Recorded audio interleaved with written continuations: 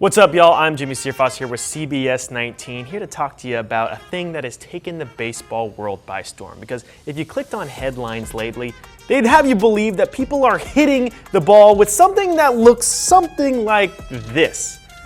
Not exactly the case. See, what has taken the baseball world by storm is this torpedo bat, the brainchild of something from the Yankees organization. They have a guy from MIT who thought, let's put most of the mass of the bat in the center, meaning the barrel will get larger and the ball will go farther if you hit it right. Think of it like a BBL for a baseball bat, where the end just kind of looks unnaturally thick. It's something so genius, so simple, yet the baseball world is kind of struggling understanding what's going on there. I mean, first of all, take a look at this thing. Have you ever seen a bat look like that? It looks like a bee stung it. It looks more like a bowling pin to me, but I definitely see what they mean by torpedo.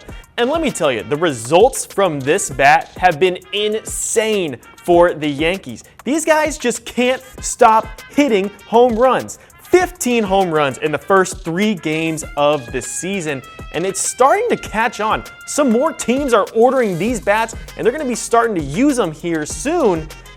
But it's not everybody's liking, especially the pitchers. Check out what this Brewers pitcher had to say about it. This is Trevor McGill. He said, "I think it's terrible. I feel like it's something used in slow pitch softball. It's genius. Put the mass in one spot. It might be Bush League, it might not be, but it's the Yankees, so they'll let it slide." Now, come on.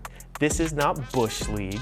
This is not cheap. And it's definitely not cheating. What we call this is innovation. This is just the next step in equipment here in baseball. Let's think about this for a second. How is this any different from when they started putting webs in gloves? Back in the day, you could just hit the ball at the fielder really hard, and chances are they're not going to be able to field that ball because the gloves had fingers like this. There was no way you're catching a hard hit ground ball like that. Come on.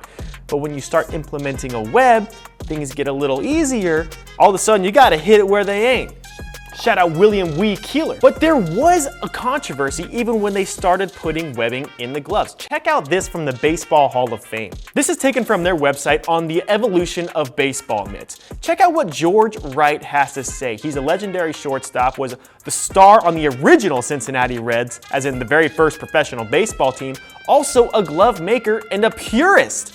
George Wright thought that gloves with webbing is unfair and gives the defense an advantage, yet he still manufactured the gloves. And even though he was against it, we still use those webbed gloves today because it is the next evolutionary step in equipment. Are you catching what I'm saying? And yes, they did have to regulate those gloves.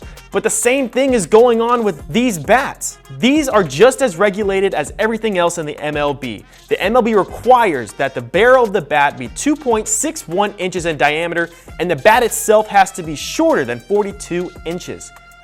Ding, ding, ding, ding, ding.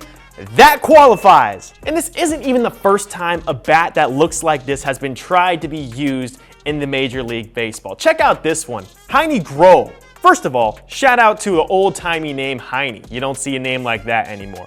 Second of all, look at the size of that bat. I was joking earlier, but it actually looks like he's swinging with this thing. That barrel is 2 3/4 inches. He hit .310 with that thing, said to be the biggest bat ever swung in the major leagues. But hey, we don't stop there. Check out this one. This is called the Banana Bat by Emil Kinst. This bat was supposed to make the game of baseball harder.